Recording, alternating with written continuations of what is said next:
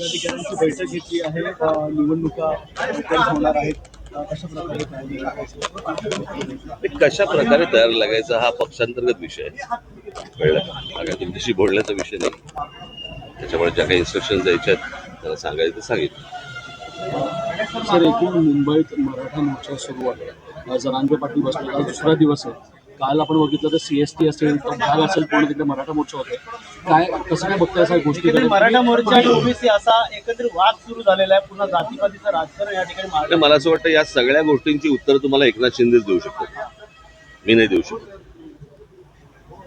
ते जेव्हा येतील तेव्हा त्यांना विचारा. सर, मागच्या वेळेस तुम्ही म्हटलेलं की हे आरक्षण मिळणं, तुम्ही त्यांच्याजवळ समोर जाऊन बोललेलं की तो झाला आता विषय. कळलं का? त्या सगळ्या गोष्टी सगळ्यांना माहिती आहेत काय आहेत त्या. मला असं वाटतं याच्यावरचं उत्तर तुम्हाला जे मिळेल ते एकनाथ शिंदेच देऊ शकतो. मुंबईकरांना मोठा त्रास होतोय. CST स्टेशन असेल, या बसेस असेल, आणि सर्वच लोक अडकलेले आहेत. त्याचा फटका जो आहे तो आरक्षणाचा. मी पुन्हा माझ्याकडे ह्याचं एकच उत्तर आहे की जेव्हा एकनाथ शिंदे येतील त्यांना विचारा की मुंबईकरांना खूप त्रास होतोय.